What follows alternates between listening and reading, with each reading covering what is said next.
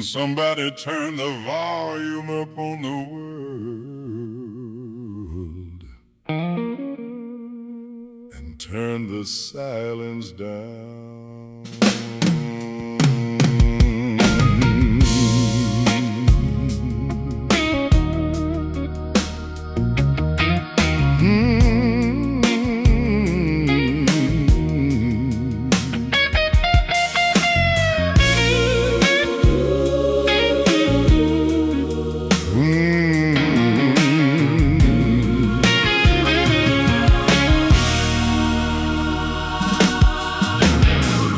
Woke up to a ringing in my head, 1,000 voices pulling at my thread. Every second screaming, don't be late, like time itself got sold for bait. They got my eyes, they got my time, dripping fear between the lines. Every scroll another chain, wrapped in pleasure, dressed like gain. Tell me who wrote this rhythm in my mind? Who taught my breath to race against time? There's static in my spirit, can't you hear it humming? Like a war for my attention, always drumming. They made anxiety the air I breathe. Now I don't even know what's really me. Oh Lord, who's holding the reins inside? Who designed this restless tide? I'm trying to find a quiet place to stand, but silence feel like contraband.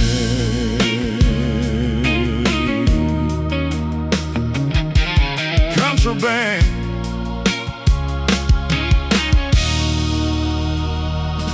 Good morning, good afternoon, good evening, whatever time it is for you. Welcome. Welcome, welcome, welcome. I'm glad you're here. Not in the performative way. No, I mean it literally. The fact that you pressed play on something like this, in a world that is working very hard to make sure you press play on something else, is already a form of resistance. Resistance. This lecture is the first in a series called The Architecture of Attention. And we're starting here because everything else, every practice, every protocol, every conversation we'll have in this series depends on the one capacity that is most under attack in this moment. Your attention. We're going to talk about what the attention economy actually is, what it's doing to your nervous system, and why reclaiming your attention is not a productivity tip. It is a spiritual act. So wherever you're listening from, take a deep breath before we begin, because you're allowed to be fully here.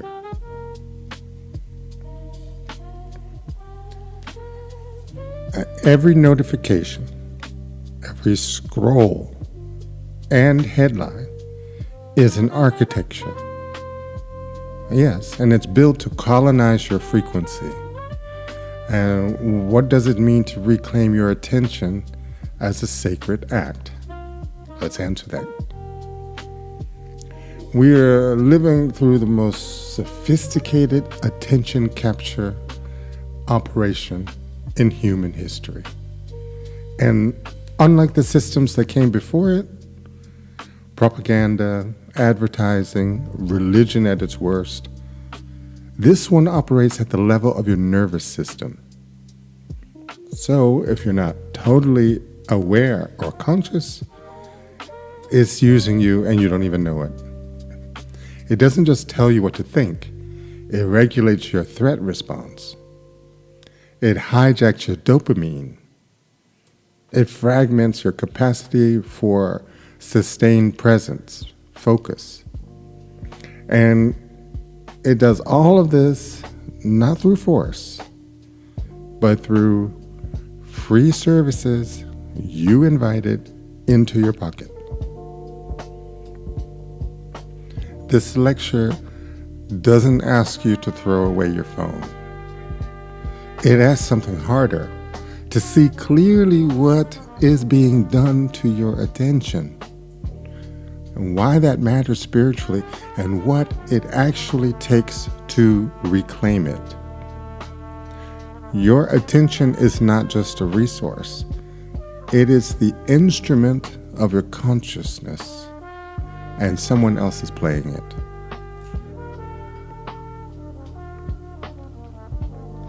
Let's start by naming what we're dealing with precisely.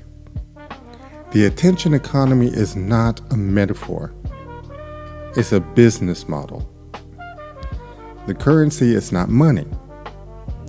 It is human attention. So think about it. Platforms like Meta, TikTok, YouTube, and Google, they don't sell products. They sell audiences. And the audience they're selling is you. Your eyeballs, your engagement patterns, your emotional reactivity. They're selling this all to advertisers. And this has been true for decades. And what changed in the last 15 years is scale and precision and neurological sophistication. A former Google design ethicist, Tristan Harris, said and testified before the U.S. Senate that these systems were designed explicitly and intentionally to be as addictive as possible. And we all know this already, right? Now, we've all heard this before. But listen to the techniques. They include things like variable reward schedules, so the same mechanism that makes slot machines addictive. You don't know if the next scroll will bring something meaningful or nothing. And that uncertainty is the hook. And there's also social validation loops like likes, shares, and comments that activate the same neurological reward circuits as social acceptance. It's like, oh, somebody likes me. Oh, yes, we're connecting. And evolutionarily speaking, social rejection could mean death, being outcast, on your own, all alone. And these systems, all of these attention capture systems, exploit that. Let's also talk about infinite scroll. This is the deliberate removal of any natural stopping point. Every pause in human interface design is a moment you might close the app. So, they remove the pauses. So it's just constant. You can scroll and scroll and scroll and scroll. And then finally, there's also outrage amplification. This you might have noticed, especially if you were in the US and during the election series and how it's been growing since. The algorithmic discovery that content triggering fear, anger, and moral outrage gets 6 times more engagement than neutral content. So the system learns to feed you more of what triggers you. This is not conspiracy. This is public knowledge.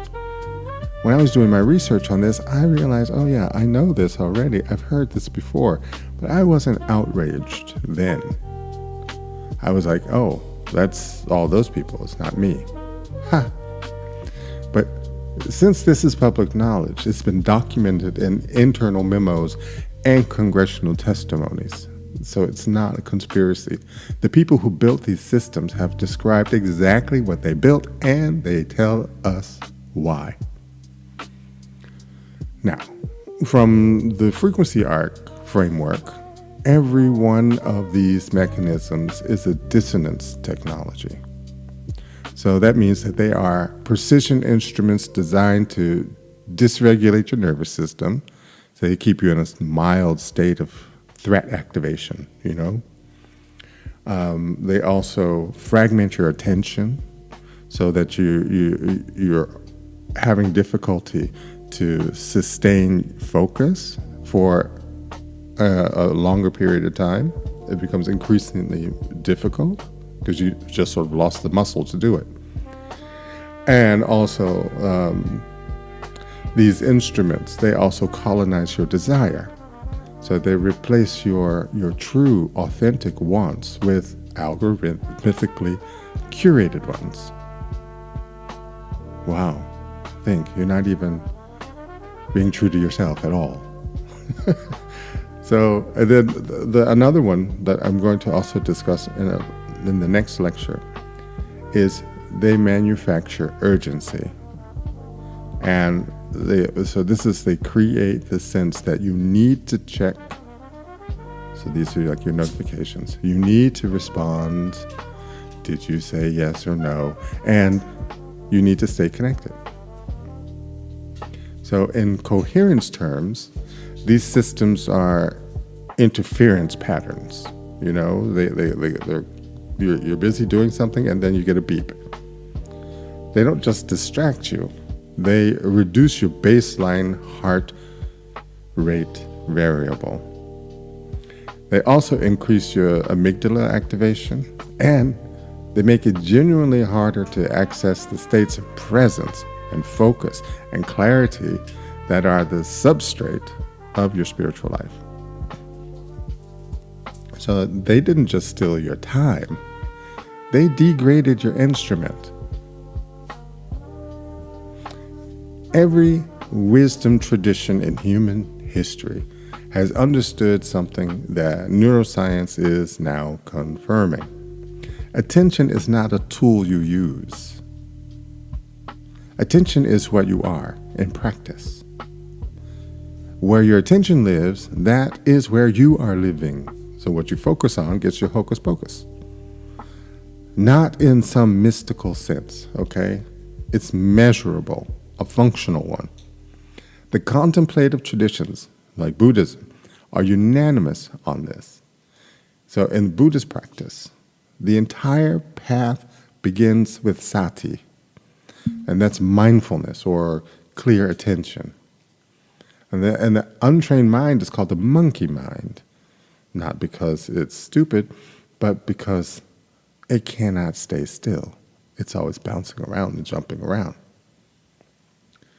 And then you have also, in the Christian mysticism, the Desert Fathers called distraction acedia, a spiritual sloth that masquerades as busyness. So you're like doing things, but they're actually only distractions from what you probably should be doing.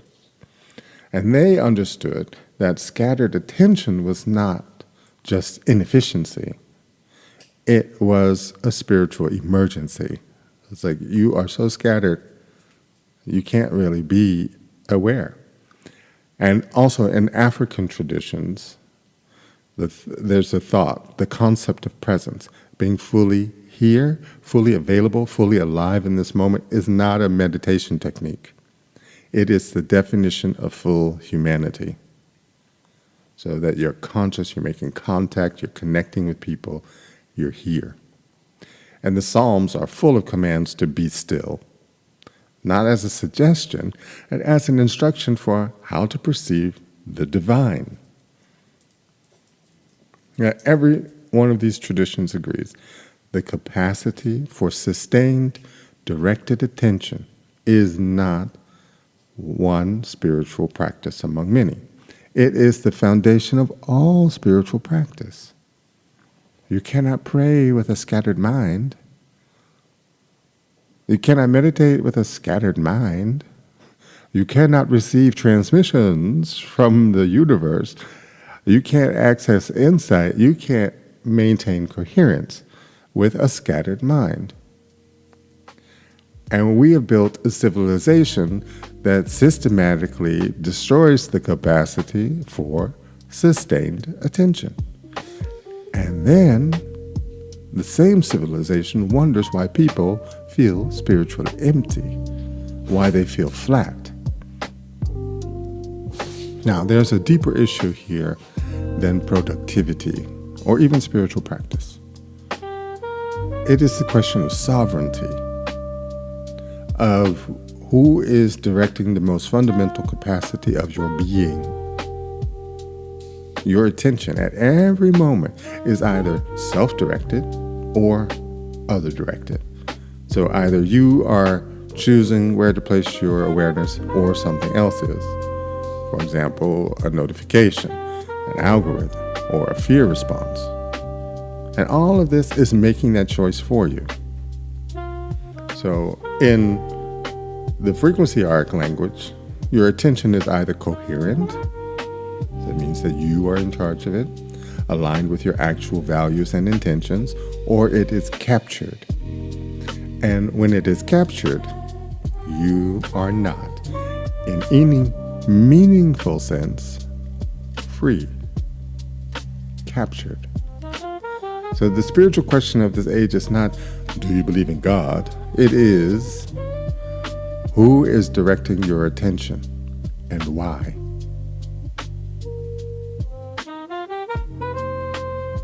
We are not talking about a problem that is stabilizing. The architecture of attention capture is accelerating. Why? So, let's explore.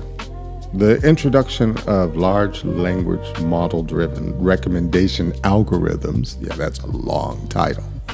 So long, you don't even want to read it. And you can't even follow it. But it is a title of something.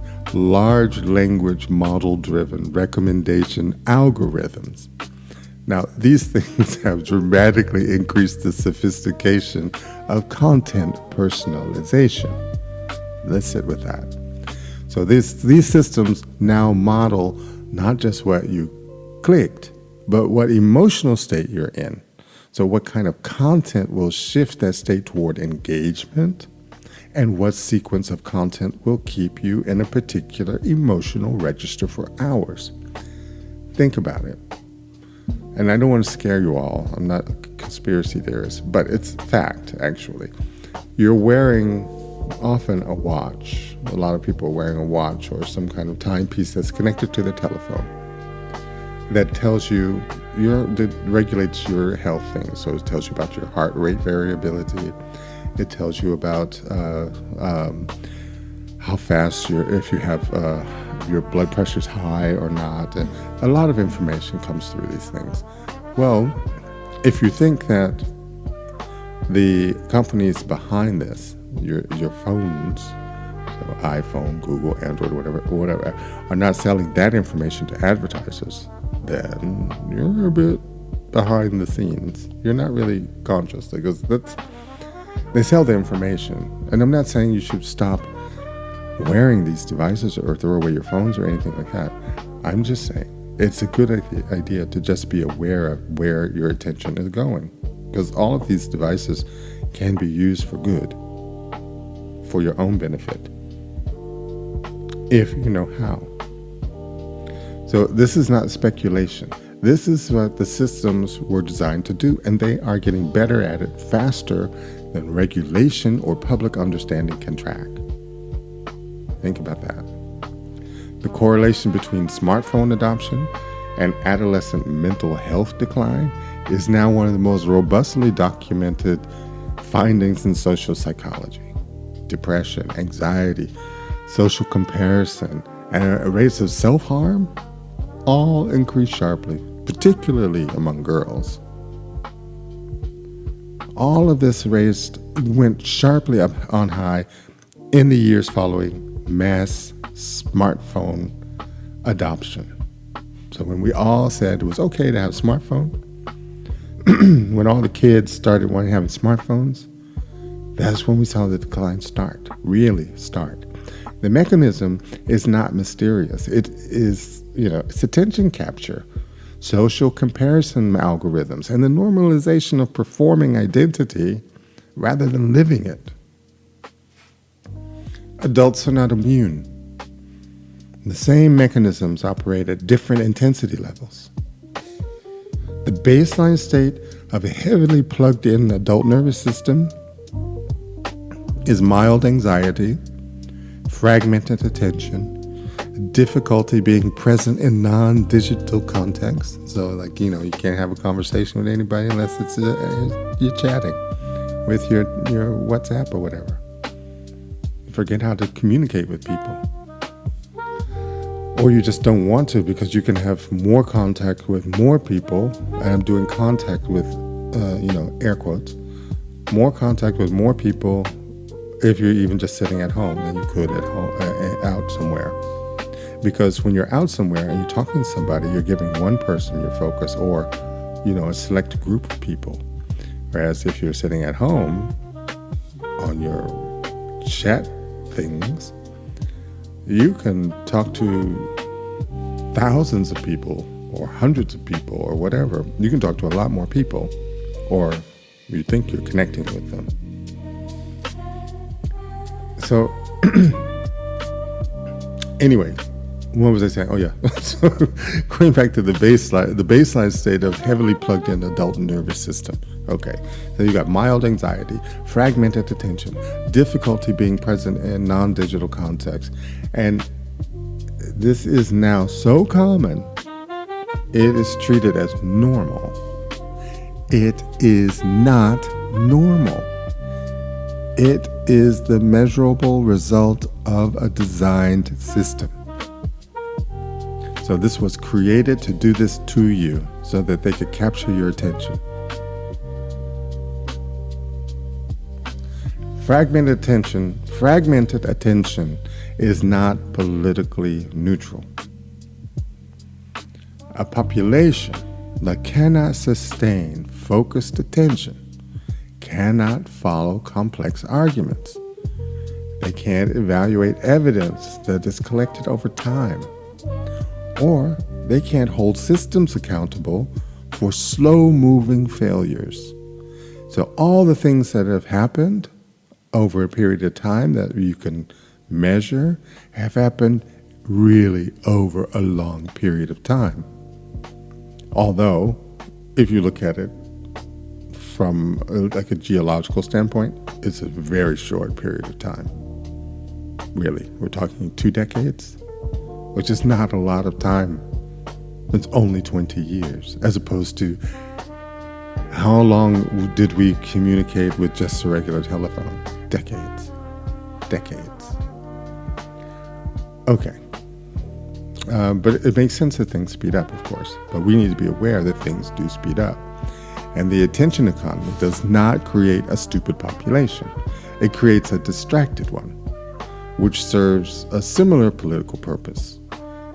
So complex issues get reduced to emotional flashpoints.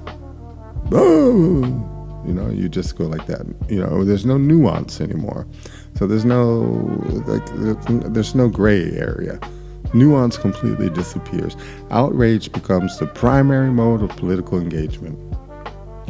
And we've noticed this. So from a coherence perspective, a fragmented attention democracy cannot self-govern. Okay? And that's obvious. So who's governing? The people who are not fragmented. And they are also self-governing, and they're governing us, those of us who are fragmented. And the nervous system that is required for democratic participation, which is sustained focus and the capacity to hold complexity and tolerance for ambiguity, nuance.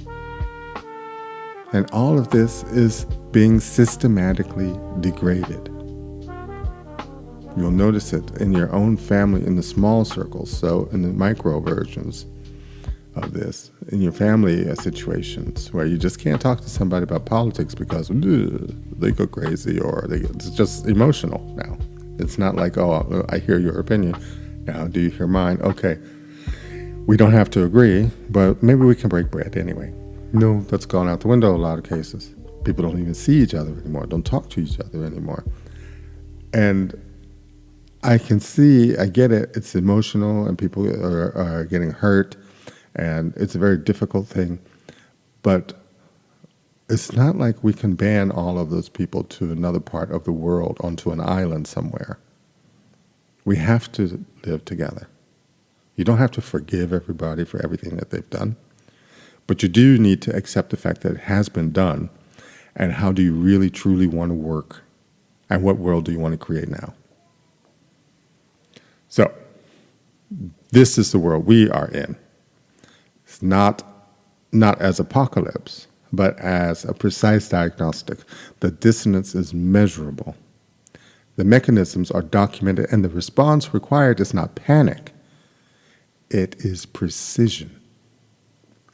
So the frequency arc does not exist to help you escape this world. It exists to give you the instrument to navigate it without being destroyed by it. Yes, in it, not of it.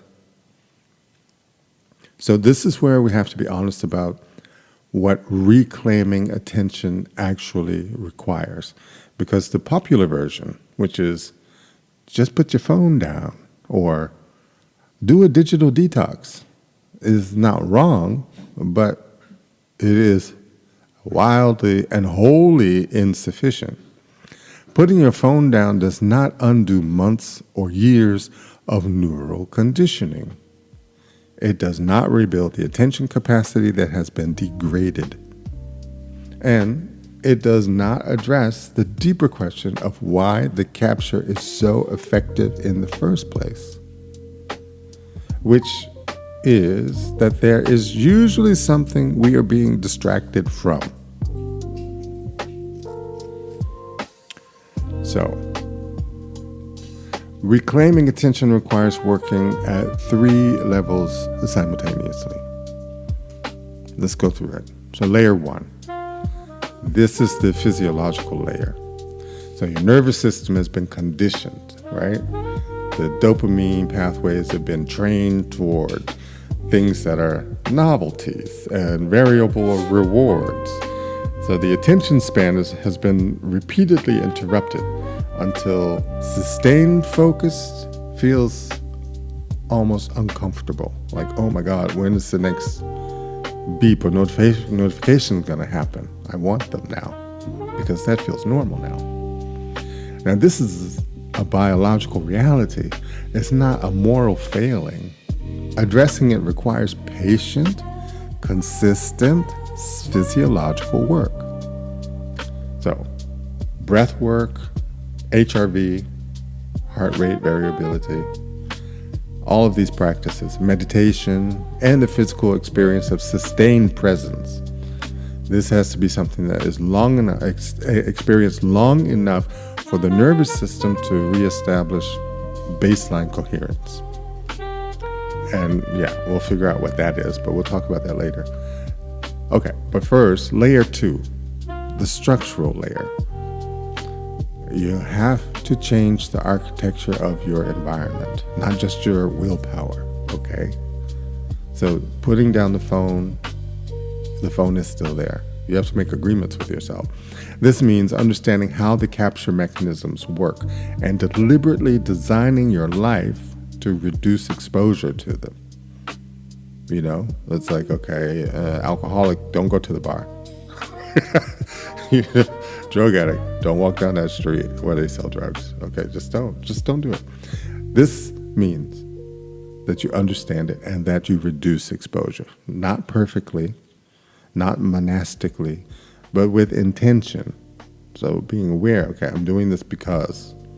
And make sure you have notification design, app placement, phone-free context, analog first hour, especially at the beginning of the day. These are not lifestyle preferences. They are coherence infrastructure. And layer 3, the interior layer. And the deepest question is, what is being avoided? Scroll behavior and compulsive checking are almost always forms of avoidance, okay? What are you avoiding? Avoidance of silence, of discomfort, of the self.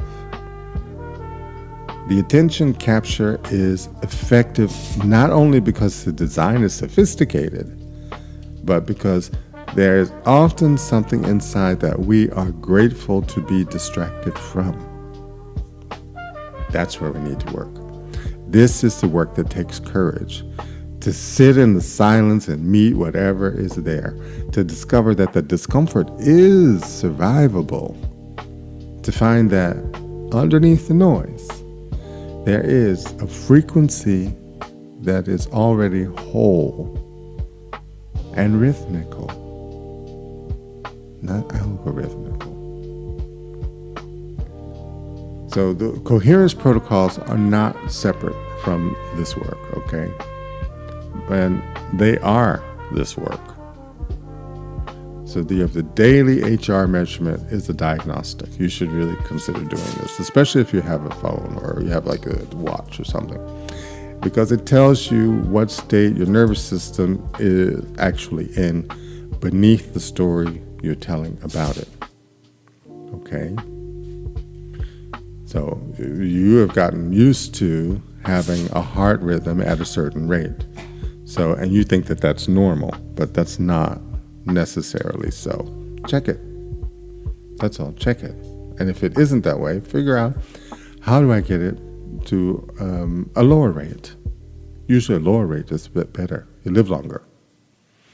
Yeah, things with a higher heart rate don't live as long. Think about mice. Heart rates are really, really fast, really fast. They don't live that long. Okay. Also, breath practices are a re-regulation tool. They will help shift the nervous system from sympathetic threat responses to parasympathetic coherence, which is the physiological substrate of clear attention. What does that mean? That means that you go from being on edge to a more relaxed, neutral state where you can focus, where you feel like you're focusing. Come back to here. Maybe you don't like what you're seeing here, but this is where it's at. And also, meditation practices help develop attention as a muscle so that you can come back, not by forcing it, but by repeatedly, patiently returning it. So you don't beat yourself up. You don't force yourself back. You don't say, oh my God. Yeah, but if you do, okay, forgive yourself quickly. Then noticing and returning, that is the practice. And that's something you can practice quietly, like in the morning or in the evening or in the afternoon before you go to lunch, whatever. You can practice the practice. But the real practice is in everyday life. And that's when it gets like frustrating and it gets difficult and you can get mad at yourself. But again, forgive yourself and be patient with yourself. Make sure you're loving yourself and treat yourself like the parent you always wanted to have. Now, the community field matters here too, okay? Who's around you? Because attention is social. You know, talking to people, connecting. We talked about this a little bit earlier. And we regulate one another. So being in the presence of people practicing coherence makes coherence easier. When people are trying to connect, when people are there to connect with each other, it's easier for people to connect. It sounds so simple, but a lot of people don't realize it. Being immersed in fragmented attention environments makes coherence harder. So, what's a fragmented? A bar is a fragmented coherence, a fragmented attention environment. Any place that drags your attention away a lot and often from one thing or another is a fragmented attention environment. So that can also be festivals, that can be a lot of different things. It can even just be at your work. None of this is passive. It is, in the precise sense of the word, discipline. The word discipline shares its root with disciple, one who chooses to follow a particular teaching. It's not really a religious thing. It's one who chooses to follow a particular teaching. So what are you teaching yourself also? And these practices, things are our coherent protocols, as we call them. These are also a teaching, but there's nothing new about them. So it's following a particular teaching. And in this case, the teaching is that your attention is sacred. I truly believe that your presence matters, that what you attend to, you become. You become what you think about. Where you put your focus gets the hocus pocus. So, let's get practical. We're going to close this session with a practice. Not a detox challenge, not an app deletion ceremony. No, something more interior than that. And I want to invite you into what I call the attention audit. It takes about 5 minutes, but we're going to do a shortened version. And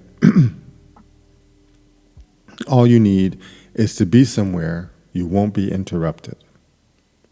It's not a difficult thing. But I want you to take a deep breath if you can. And you don't even have to close your eyes for this. You just settle back into your seat, maybe even in your car, and ask yourself this. Take one deliberate breath. I want you to ask yourself honestly, without judgment, where has my attention been living this week?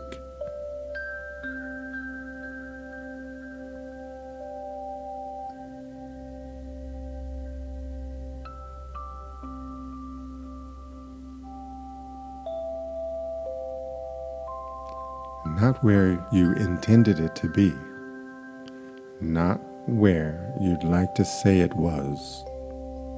Where has it actually been spending most of its time?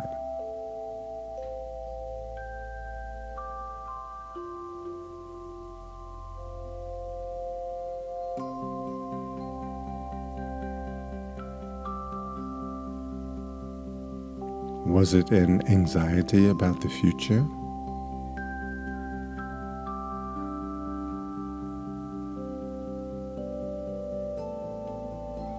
In comparison with others, with who you used to be, with who you think you should be?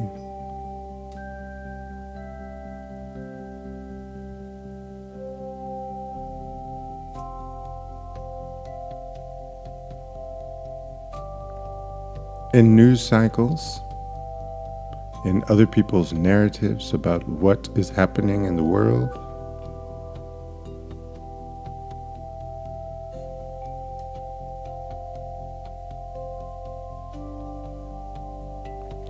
in scrolling, watching, consuming, not out of genuine curiosity, but out of the habit of capture.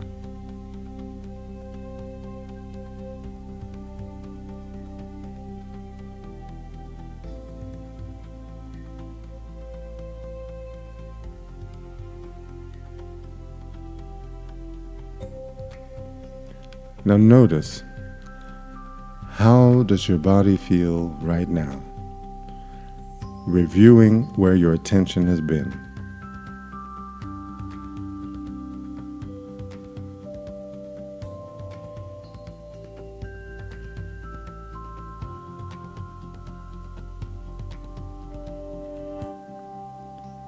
And now gently ask,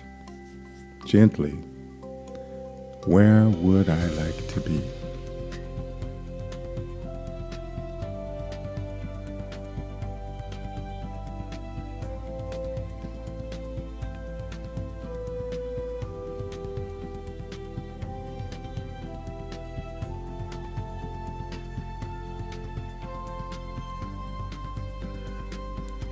What is the quality of presence you are actually longing for?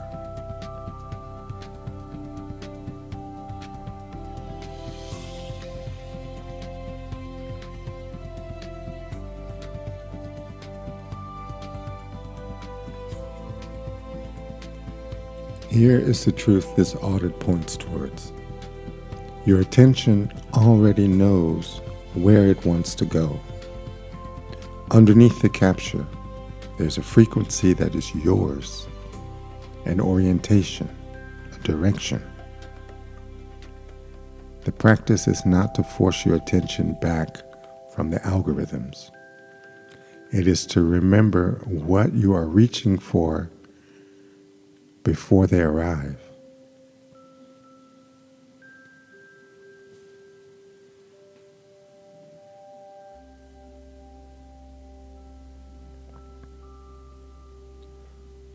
And take one more breath and let it land.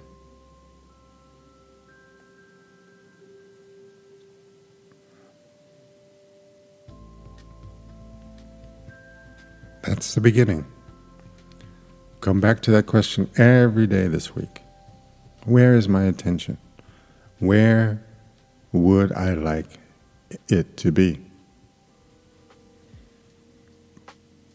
Now, the frequency arc exists because preservation of the soul in an age of artificiality is not a luxury. It is survival. And one of the primary threats to soul integrity in this age is the systematic degradation of the one capacity everything else depends on: the ability to be fully present, to attend, to stay. You did not come to this work by accident. You recognized the tone. Something in you knew that scattered is not the same as alive, and that being perpetually entertained is not the same as being fully human. That recognition is signal. That's the frequency of the arc itself. Not in this recording, not in Kerry's voice, but in the part of you that knows the difference between noise and music. Protect that. Cultivate that. Remember to return to it every time the capture tries to pull you away. And hopefully we'll see you next week. But before we close completely, I want to tell you something honestly.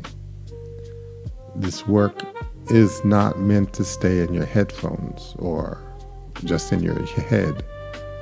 It is meant to be practiced, measured, and held in community with other people who are doing the same thing. The frequency arc is where that happens. Weekly teachings, lectures like these, consciousness courses, private community forum, guided practices, all of it is free, permanently, not as a trial. And if you want to go deeper, there's a sustaining circle for those who want more direct access. But the core work, it's yours. No credit card required. So I'm inviting you to come find your people at the Frequency Arc. That's the Frequency Arc. Somebody turn the volume up on the We'll see you there. And turn the silence down.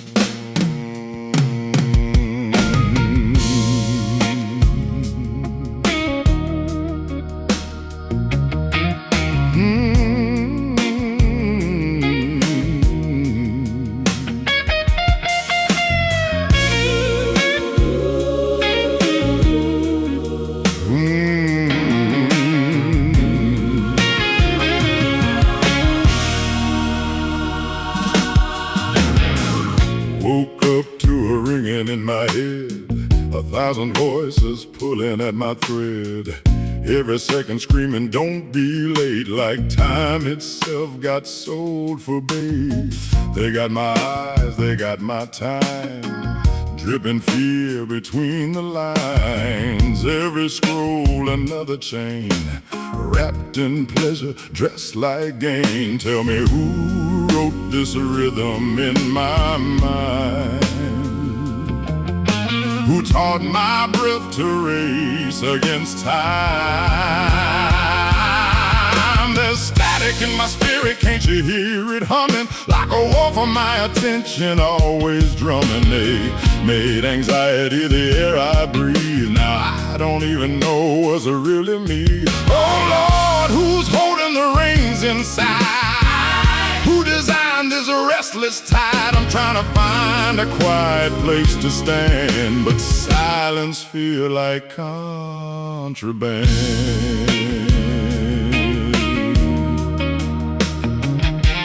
Contraband.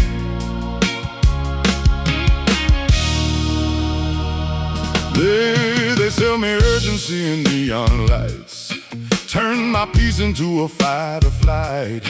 Every headline like a loaded gun, shooting truth till I come undone. They don't scream, no, they whisper sweet. Stay awake, don't miss a beat.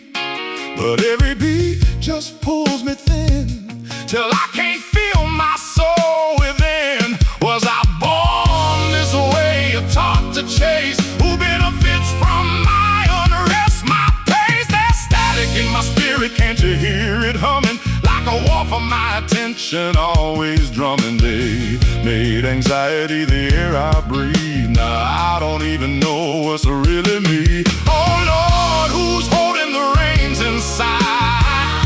Who designed this restless tide? I'm trying to find a quiet place to stand, but silence feel like contraband.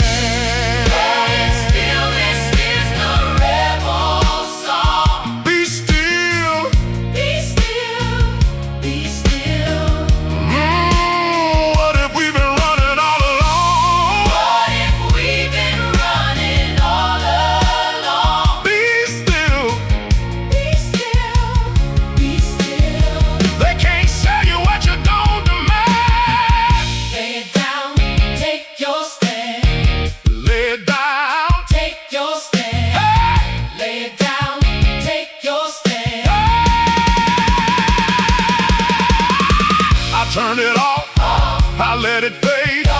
Face the silence I was trained to evade. And in that hush I heard it clear, a voice that wasn't shaped by fear. No more static in my spirit, I can hear now something.